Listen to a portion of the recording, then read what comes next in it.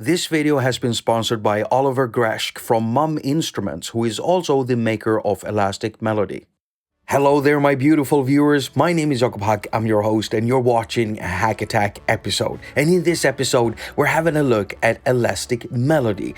And Elastic Melody is a 3-channel synthesizer with a polyrhythmical sequencer, all baked into one.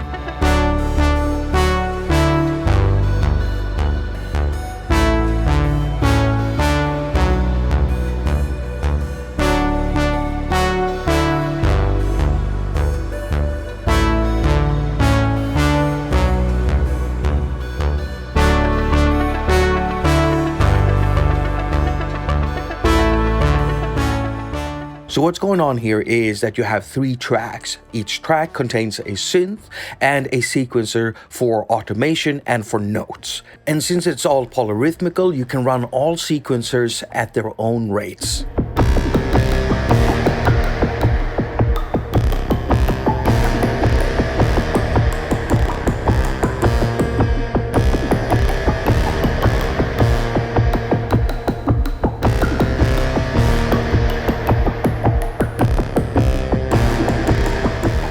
Each synthesizer has 14 parameters that you can control, and you can also draw in automation for these in the automation sequencer. Now, on top of this, you also have a master section with 4 different effects, and these effects can also be automated.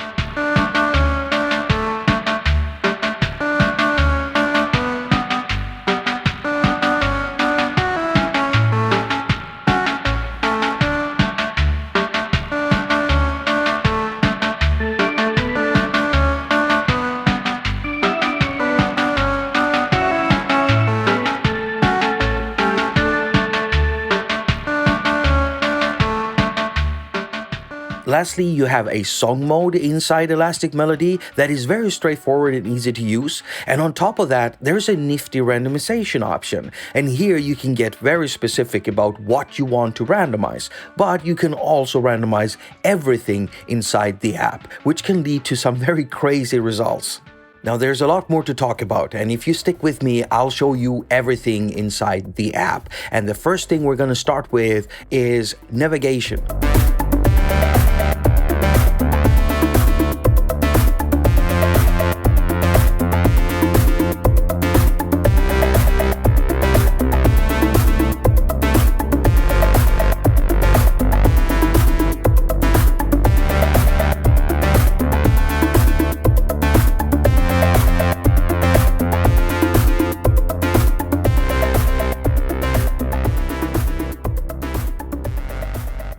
Now, you can run Elastic Melody as a standalone app, but it does of course also support AUV3, and so you can load it into any type of DAW and or AUV3 host.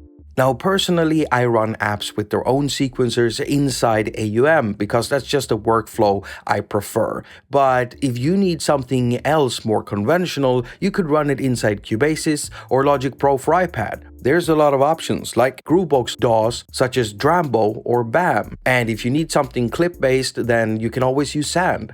On top of that, you can use Elastic Melody on both iPad and iPhone in landscape mode, as long as you've got iOS 12 and up installed. Now, navigating the interface of Elastic Melody will start up here in the menu bar, where we can find a play button for starting and stopping the sequence. You won't have to think about this when you're using Elastic Melody inside a DAW or AUV3 plugin host, because the start and stopping of the sequencer will be controlled by the host. Next to the play button, you have some undo and redo options, and that's great because if you do end up doing the doo-doo, you can undo the doo-dooing. Next to those, we find a preset browser with a load of factory presets, and some of these are made by some really well-known people from within the iOS music making community. Now, if you have any questions, then next to the preset browser button, we have a question mark. And when you activate this, you will basically get a pop-up if you tap anything else. And this will tell you what a control is and what it does. Now, jumping over to the right side, we have some pretty important options for the performance of the sequencer inside the cogwheel menu. So if we go in here, we can find the scale setting and also the key settings. And these two settings are global settings, so they will affect all of the tracks.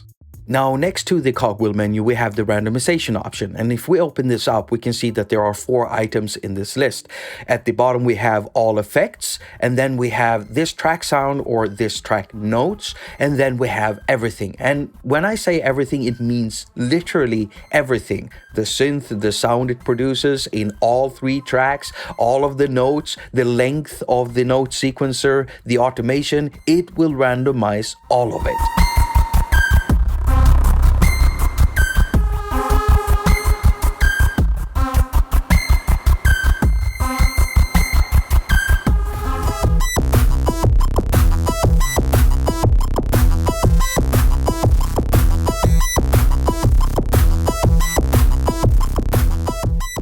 Now, these are all no prompt features, and randomization will happen as soon as you touch one of these boxes. But don't worry, because if you do end up doing the do-doing, you can undo the do-do by pressing undo. Next to the randomization options, we have 3 page switchers. So we can switch between the FX view, the song mode view, and also the tracks view. And lastly, down here, we have the sequencer and automation view. Oh, and I almost forgot, if we go back to the track buttons here, you can actually mute or unmute these by just selecting a track and then pressing mute or unmute. But there's a quicker way of doing it. You see, all you have to do is to double tap on one of these track buttons to mute or unmute it. Now, there's a lot to go through in each section, and we're going to start with the synthesizer. To get into the synthesizer view, we have to make sure that track is selected on the page switcher. And then we can switch between the 3 tracks and the 3 synths on these 3 buttons here on the right. Now, as you can see, the synthesizer page has been sparsely populated with knobs, and that's why it's so easy to get going with. You just have the most essential ones in there. Now, starting with the oscillator section, you have 2 knobs. We have the range selector here, and this one gives you a range of 4 octaves, but you can actually put your notes higher or lower than that by just setting the notes higher and lower in the sequencer. The second knob is the waveform selector, where you've got 6 different waveforms to choose from. It starts from triangle, goes into saw with ramp down, ramp up saw, and then we've got 3 different pulse modes.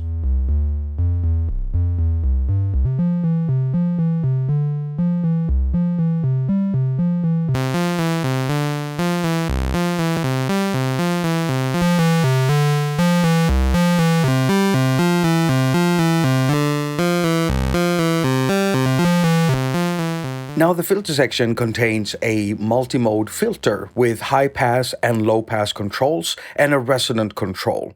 It gives you 24 decibels per octave, and it can self-oscillate when you tweak up the resonance full.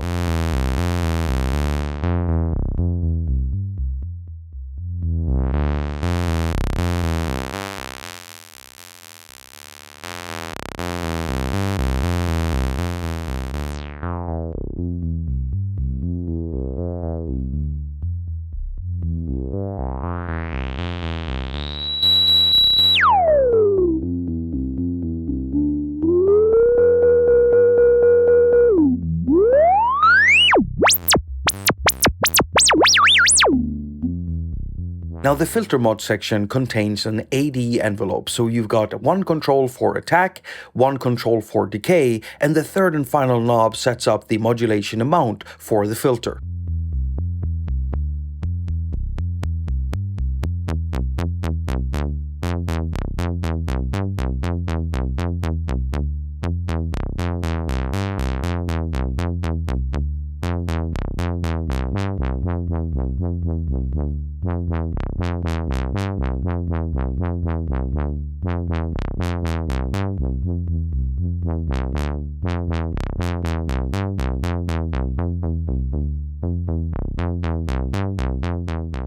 Now, the amp envelope is a little bit special because it could be viewed as an AHR envelope, attack, hold, and release. So you've got an attack control, you've got a release control, but instead of you actually holding down a note, you set up a time frame for the hold with the length control.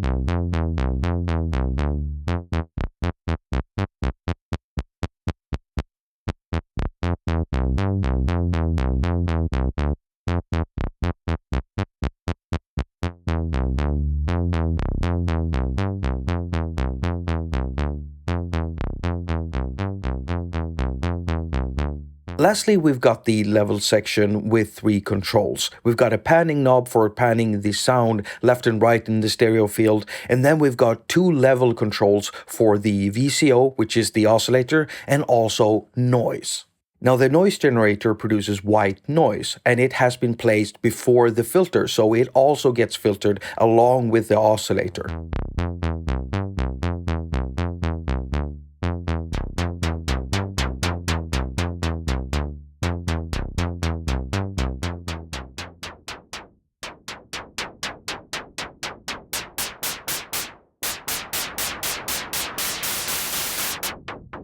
Now, all of the parameters inside the synthesizer can be modulated through parameter locking. And I'll show you exactly how that works in the automation section of this video. But first, we'll have a look at note sequencing. Now, before we get into the sequencer, just remember that inside the cogwheel menu, you get to set the key and scale for the sequencer, and this is a global control, so it sets it for all the sequencers in all 3 tracks. Now, the sequencer, which has been placed at the bottom half of the screen, can be viewed from both the song page and also the tracks page, but we're going to stick with the tracks page. Alright, so we're going to do some note sequencing, and so the first thing we do is to make sure we are in the notes view. We can see that, but if we look down in the lower left corner, we can see that we have 3 buttons here, and right now notes is selected because that's the view that we want. Now, you add or remove notes in the sequencer by just tapping inside the grid here. And the sequencer grid gives you a 1 octave to work within. However, you can change the octave per note by just simply tapping and holding on a note and dragging up and down. And you actually have a range of 7 octaves to work with, and that is on top of the octave range selector you have in the oscillator section in the synthesizer.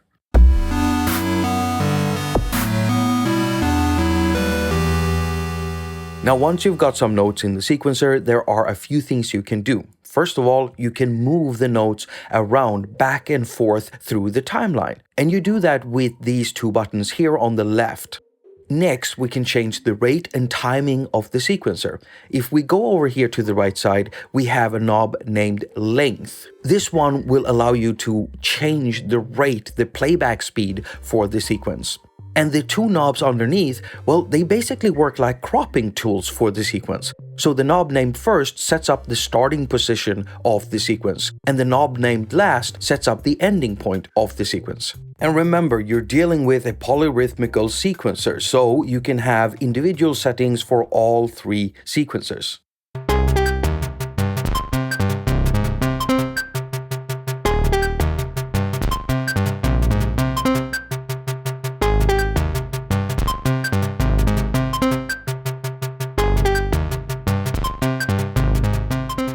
Now, if you wanted to clear out sequences completely, then you do have a clear feature. You can find it in the lower left corner. And this button is actually mode dependent. So if you're in the automation view, it will give you clearing options for automation. But we're in the note view right now. So when we press it, we get clearing options for notes. And here we can select to clear notes either for just this track that we're working on or for all of the tracks. And you don't have to be too careful what you do here. If you do end up selecting all tracks by mistake, which would be a proper doo-doo, well, you can undo your doo-dooing by pressing the undo up here. I don't care how stale that joke is. I'm gonna keep doo-dooing it. So automation, what can you do with it? Well, you can automate all 14 parameters inside each synthesizer. And if we go to the FX section, you can automate all of the parameters in here too. But you of course have to turn them on in order to have access to the parameters in here. We're going to jump back to the tracks view so we can see a synth, and then we're going to make sure to select the automation view by pressing Autom in the lower left corner.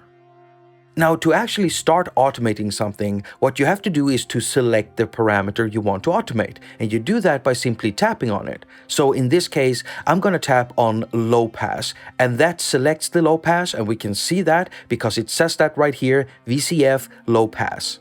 Now, there are two main ways of actually putting in automation in here. One of them is by simply dragging stuff up and down like this and do it like per step parameter locking. And then you also have a way of drawing in automation by just sliding your finger back and forth.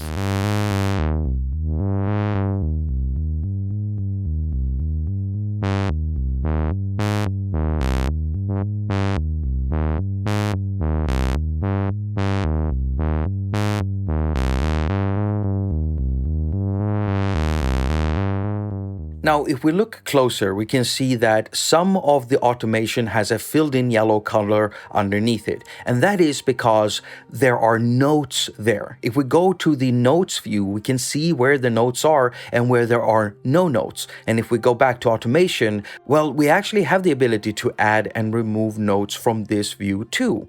Where stuff are being grayed out, we can tap and fill it in with the yellow color, and that will add notes to the sequencer. And if we tap where there is a filled-in color and gray it out, well, we've effectively removed notes. And we can see that now in the notes view.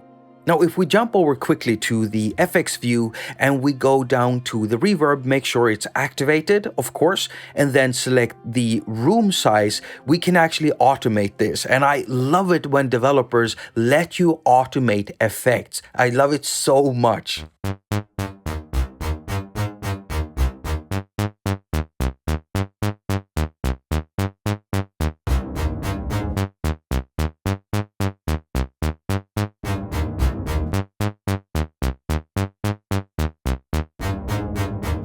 Now, if you for some reason wanted to delete automation, then if we have the automation view selected and we go to the clear button here, we get a pop-up with two options. One for clearing just this specific parameter or for all of the parameters. Now, there's some pretty cool things you can do when you combine parameter automation and also rate settings, different rate settings for the sequencer playback. Well, I'll show you that later on in the modulation tips and tricks section towards the end of this video. Next up, we're gonna have a look at the FX section. Now, inside the effects, there are 4 distinct sections, but there are actually 5 types of effects. So to the left here, we have a 3-band equalizer with adjustable frequency for each band.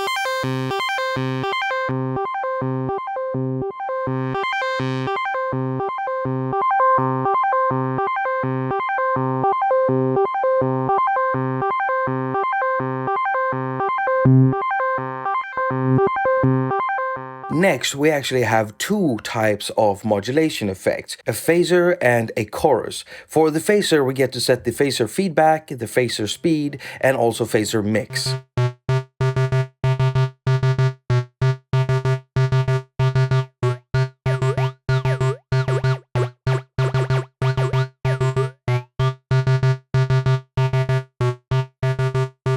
Oh baby, I like it raw. Oh baby, I like it raw. Now, for the second mod effect, we get to set the chorus delay time, the chorus rate, and chorus mix.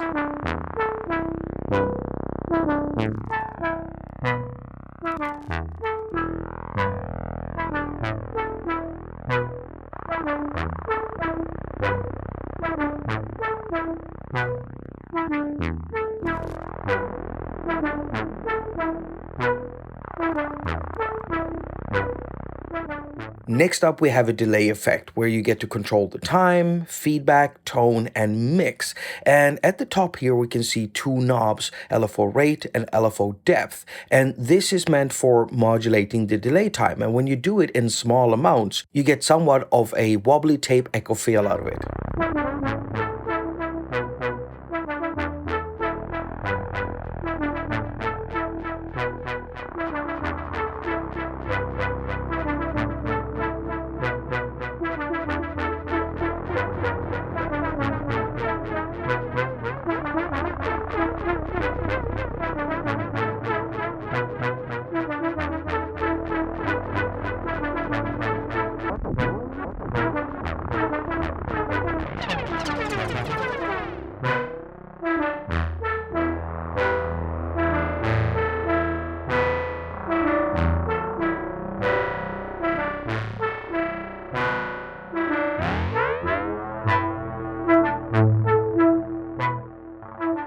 Lastly, we have a reverb effect where we can control the room size, dampening, width, and mix. And it also has the ability to freeze the reverb tail.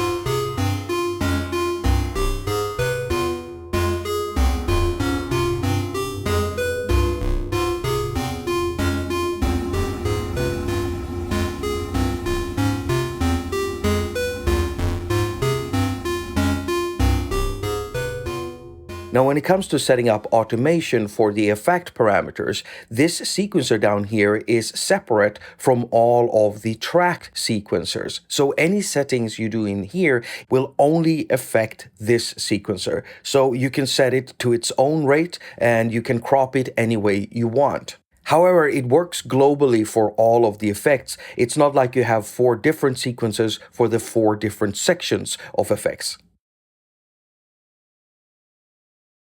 So you've got Elastic Melody up and running, you already made one pattern, and now you want to make more, and you might want to end up, gluing them together to make a song. Well, we head into the song mode. This is what it looks like. Right now we only have one pattern in here, and to make a new one, we simply press new, give it a name, and press OK. And there we go. Now we also have a duplicate button, which is really good because that's what I like doing. I like duplicating something I already have and then make changes in it.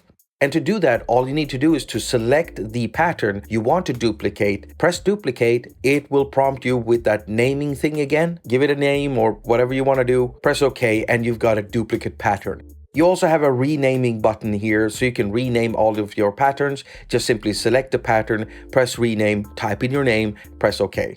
Now, if you wanted to delete a pattern, then you simply just press down and hold on a pattern and drag it to the trash can. So that's how you make more and duplicate and delete patterns. Now, what about the song mode? Well, let's say we wanted to make a little song with these 2 patterns.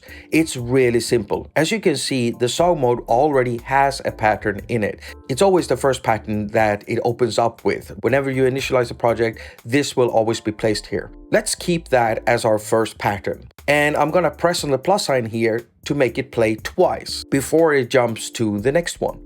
And then I'm just going to take our duplicated pattern by pressing down and holding on it and then dragging it over here to add it to this side of the pattern. And I'm going to press the plus sign to make this one play twice.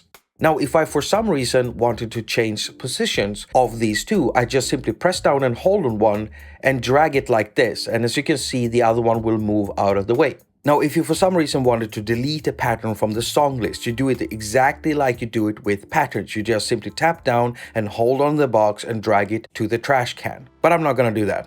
Now, to actually get this to play as a song, we actually have to activate the song mode. And we can find the button for that down here. Once we punch this and it goes into yellow, we can see that it highlights one of the patterns inside the song mode.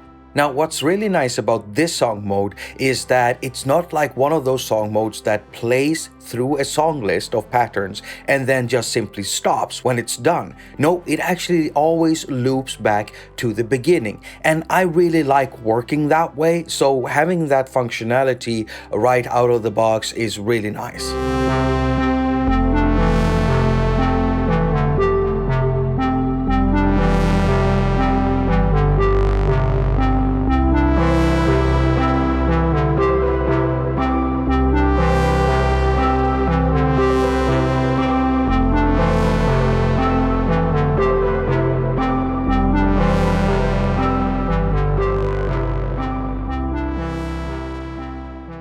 Now, Elastic Melody is all synthesis based, no samples, and so there's no drum machine in here, no drum samples or anything like that. If you want drums out of Elastic Melody, you have to synthesize them yourself. And one way you can do that is with a bit of nifty modulation. Remember, we're working with a polyrhythmical sequencer, so we can have each sequencer for each track run at different rates.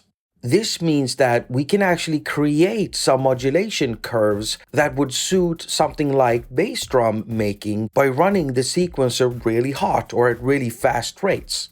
Have a listen to this track.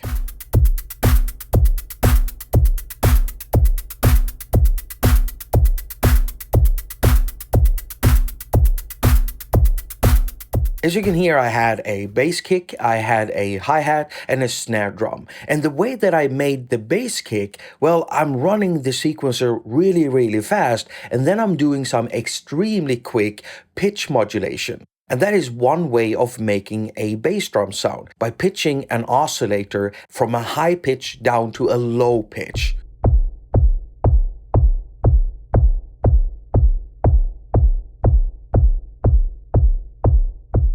And it's not the only thing I've done, because if you look closer, you can see that I've pulled down on the cutoff and I've also tweaked the resonance really high. And one way of making drum sounds is actually by doing exactly this and then modulating the cutoff. Because if you have a filter that can self-oscillate, then if you pull up the resonance, pull down on the cutoff, the filter starts self-oscillating, sounding like an oscillator. Well, if you then modulate the pitch, you can get that same bass drum behavior. But that's not what I did here. I only modulated the pitch of the oscillator. And without that modulation, this bass drum kick doesn't quite sound right. Listen to this.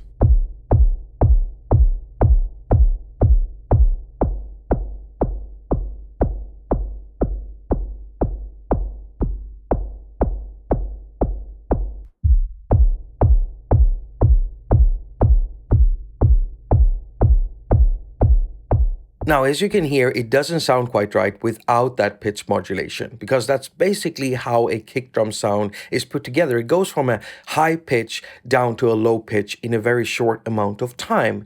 And you need to time each segment in different ways, which is why you usually or normally use curved slopes to do that. You want it to go from high to low quickly, and then the low part, you want that to stretch out a bit.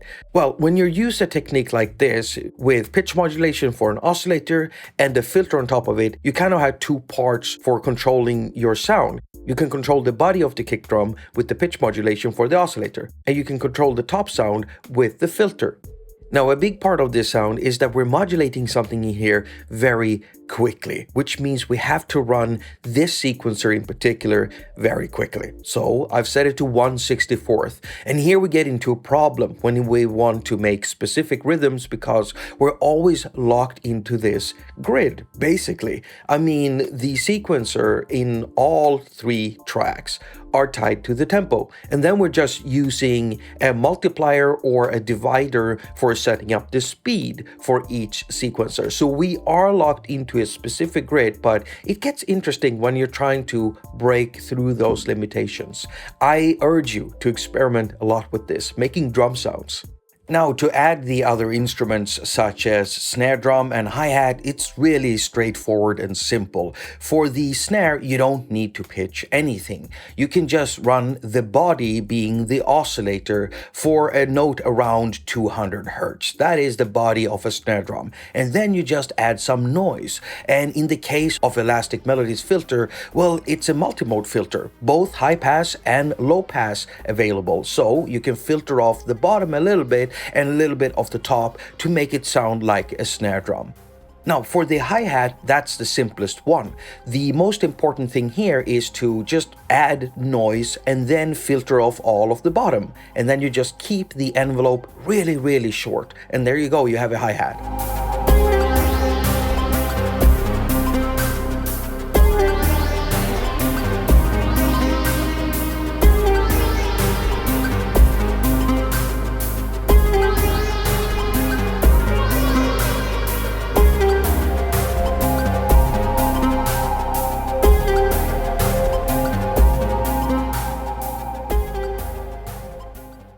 Now, one thing I like doing is throwing things completely out of whack, and especially with stuff like effects. And in this case, again, I like doing it with delays. Now, this delay already has some modulation, but I like adding a bit of a weird kind of tape chew. And how do you do that? Well, you modulate the time pretty extremely, but only occasionally.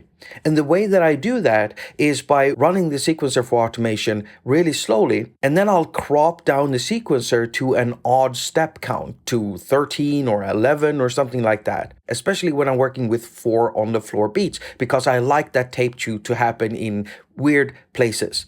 Tap on the time control to activate it for modulation, and then you just add a little bit right here. And once the sequencer reaches this point, it will throw the time completely out of whack. I love little changes like this, and I'll do this with the phaser, with the chorus, even with the reverb.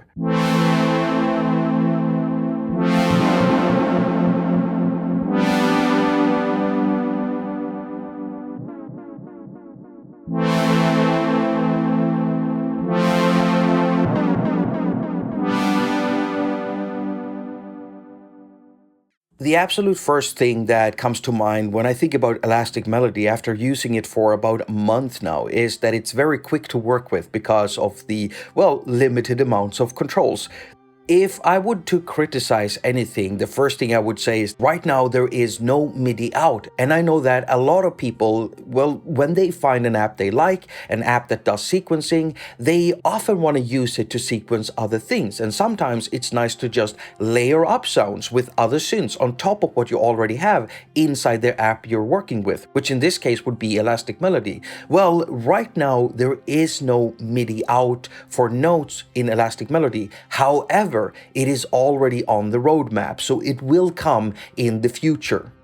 Now, I had this very long bit about a criticism I have, but it is being addressed right now, so I'm cutting that out, and instead, I'm going to say this. Look at this screenshot here. So here we can see a copy button. This will be a copy-paste feature. It's a quality of life upgrade that I've been asking for since day one. I just want a way to quickly copy just synth settings or automation or just notes between patterns.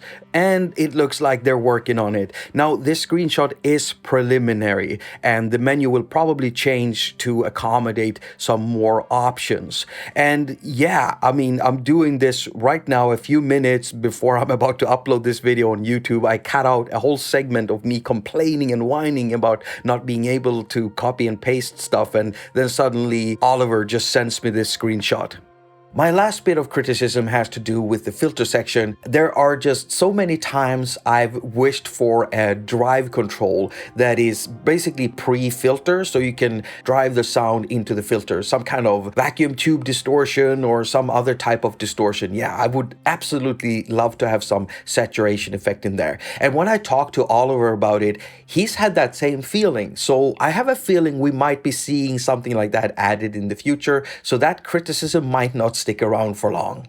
In the end, I absolutely love the app because it is quick to work with. It has just enough to get me going, and it's all synthesis based, and the synthesizer sounds really good. For its limited capabilities, it can sure do a lot. As you've seen and heard in this video, I've been able to build some pretty cool stuff in here. And it's one of those apps that I'm gonna continue just adding to a project whenever I need a little sequencer with a synth in there to be able to work with something quickly. Yeah, you're really gonna love Elastic Melody if you're into that sort of stuff. Again, a huge shout out to Oliver Greschke from mominstruments who sponsored this video. And a huge shout out to all of the patrons who have been with me for all these years. And a massive shout out to all of you who are watching, commenting, subscribing, and pressing the thumbs up. I hope that all of you will continue being here, supporting me, watching my content. It means a lot to me, especially if you watched this far into the video. Thank you so much. And of course, there is a Moo song at the end for those of you who are hardcore watchers. As usual, I wish you a very productive week. Now go finger all of your stuff and have a lot of fun doing it. Hello human. Hello you. I am not human. I am Moo. I am Moo. I am not human. I am Moo. Hello human. Hello you.